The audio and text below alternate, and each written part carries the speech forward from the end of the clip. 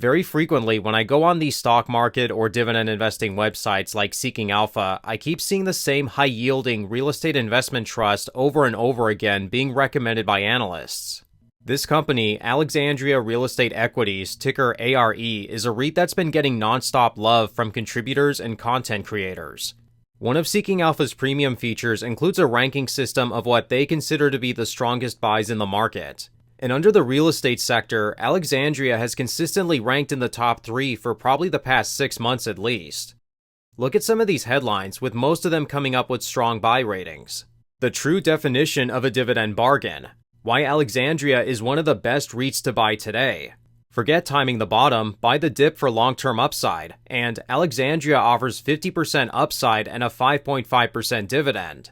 Well, actually, this REIT is now offering a yield that's close to 8%.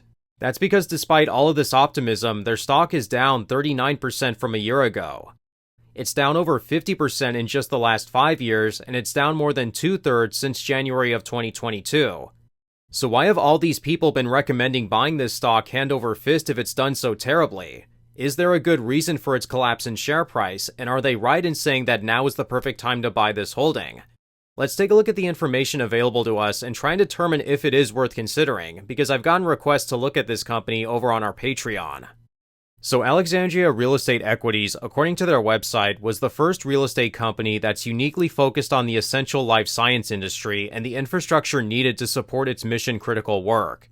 Over the last 3 decades, we have established ourselves as the leading owner, operator, and developer of collaborative mega-campus ecosystems for life science companies in the nation's top innovative clusters. Their annual report from last year gives a little more detail. It says, "We have transformed life science real estate from a specialty niche to a compelling mainstream asset class, where Alexandria is the leading and only publicly traded pure-play life science REIT uniquely focused on collaborative mega-campus ecosystems in the nation's top innovation clusters." So what are these mega-campuses that Alexandria is describing? They're basically these huge complexes for science companies that conduct a lot of research. According to their annual report, they aim for these to be basically mini ecosystems for these science companies that provide mission-critical infrastructure. They're very high-tech properties that have laboratories and other special amenities that you're obviously not going to find in a typical office. These companies are also located near major universities for research purposes. Their properties are currently occupied by some of the biggest names in the life science sector, including Eli Lilly, Moderna, and Bristol Myers. The US government also occupies some of their properties. This REIT does own non-mega campus properties, but the mega campuses account for 77% of their rental income. These are obviously some pretty impressive properties, and their annual report makes them look pretty spectacular.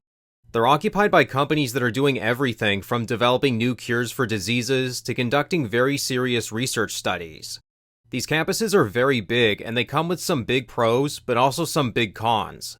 They're obviously very expensive properties, and Alexandria has the ability to grow rent at a faster rate than your typical mall or office REIT.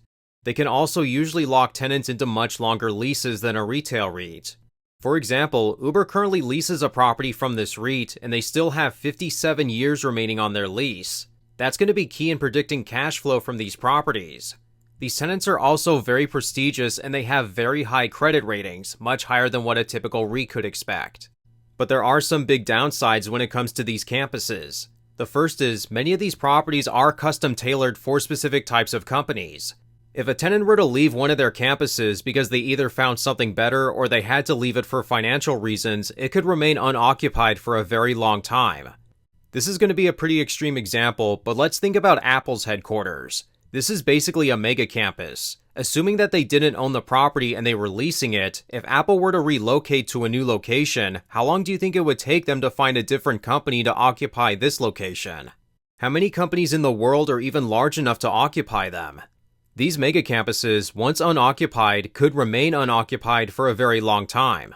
And odds are very likely that if they do locate a new tenant, they're going to demand some renovations be made.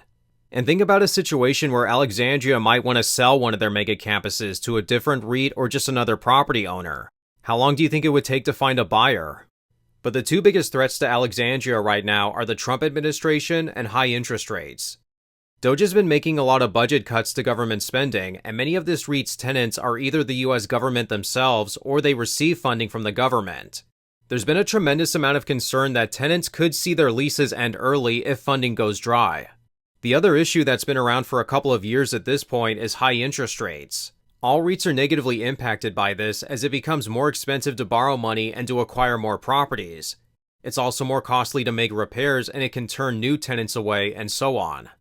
The entire REIT sector has been suffering since 2022, but Alexandria has suffered much more in combination with the new administration. So let's take a look at their most recent financial results that came out a few weeks ago. As of Q1 of this year, Alexandria reported earning adjusted funds from operation of $2.30 per share. Their last dividend amount was for $1.32, which means their current dividend payout ratio is 57.3%.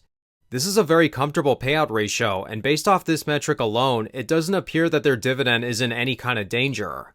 One thing that did stand out to me was its low occupancy rating. It's currently sitting at 91.7%, which is definitely one of the lowest I've seen among REITs in a while. It's obviously a little concerning, but they still have a comfortable payout ratio despite their vacancies. Their FFO has declined 2.3% compared to this time a year ago, which is likely another factor in this stock's share price declines. But despite the lower occupancy, rent collection was still almost perfect at 99.8%, which is where having all of those tenants with high credit ratings comes in handy. They're going to be much more likely to pay their rent on time. If they can't, then they have a lot of options available to them to make sure that they can afford it. Another positive is that they won't have to refinance a lot of their debt in the immediate future while rates are still high. Only 13% of their debt matures through 2027, which will likely be a much better time in regards to rates.